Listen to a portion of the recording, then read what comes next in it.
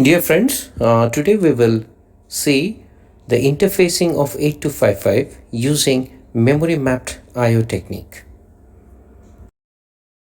Let us now discuss the basic of interfacing 8255 using memory mapped I/O technique. For memory mapped I/O technique, we need absolute decoding, and for that the entire address bus is decoded. Now let us start the initial procedure. Decode the address bus A15 to A8 using any bubbled NAND gate except A15.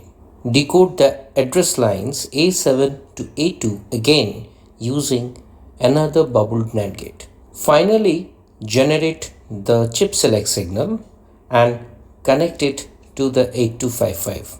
Generate the I/O read and I/O write control signals for read and write operations and connect it to the read and the write terminals of 8255.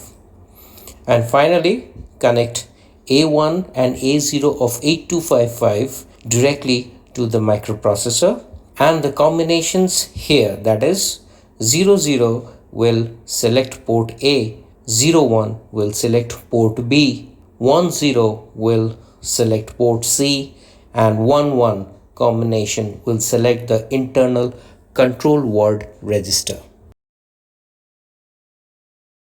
Now let us take an example where we have considered the port address of A as 8000, port B as 8001, the address of port C is 8002, and the address of control word register is 8003.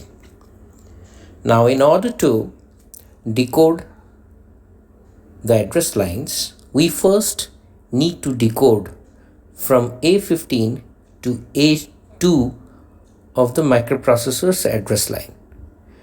A1 and A0 of the microprocessor 8085 are directly connected to 8255. Now only the four combinations here at A1 and A0 will select the port A, port B, port C, and the control word register. Now let us see how it happens. Now suppose the upper address bus of the microprocessor is presently sending out 80, then except A15, all other address lines right from A14 to A8 are connected to the bubbled input of the NAND gate. A15 is directly connected to the normal input of the NAND gate, and hence during this situation, when the input to the NAND gate is 80, the output will be low. It is then connected to another 2 input bubbled NAND gate. Now if the lower order address bus is presently sending out 00, then after the assertion of ALE signal, the output of the demultiplexer will have all the 00 information, and the address line A7 to A2 are directly connected to the bubbled NAND gate, and only during this situation the output of the NAND gate will be 0. So when both the inputs of the bubbled NAND gate are 0, we can expect a 0 at the output, and that is directly connected to the chip select input of the 8255. Now when this is 0, the 8255 gets enabled. Now since A1 and A0 are directly connected to the A1 and A0 inputs of 8255, internally the internal logic circuit will select the port A. And since the port A has been selected when the microprocessor was sending out 8000, we can say that the address of port A is 8000.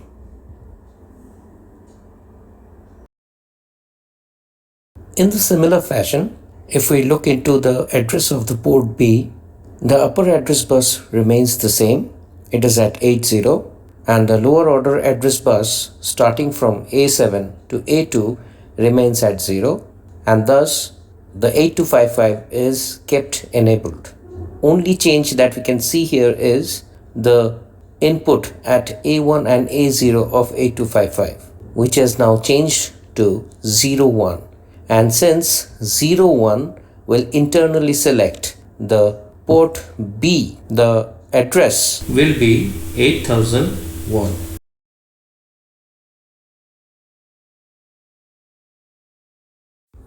Again, in this particular situation, the upper address bus remains constant and the lower address bus also remains constant till A2. So the 8255 is enabled. Only change here we can see is at the input of A1 and A0, which will select the port C internally, and hence we can say when the microprocessor is sending out the address 8002, it will select the port C of 8255.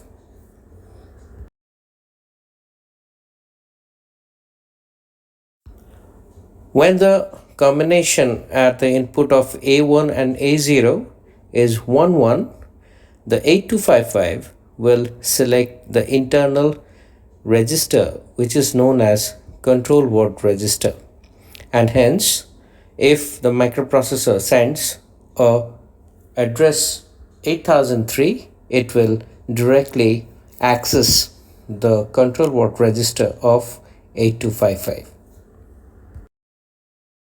So to conclude, in this video tutorial we have seen the basic of PPI 8255 interfacing in memory mapped IO technique.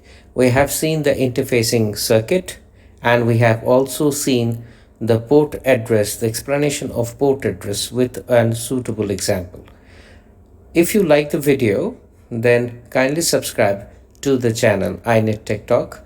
Thank you very much for watching the video.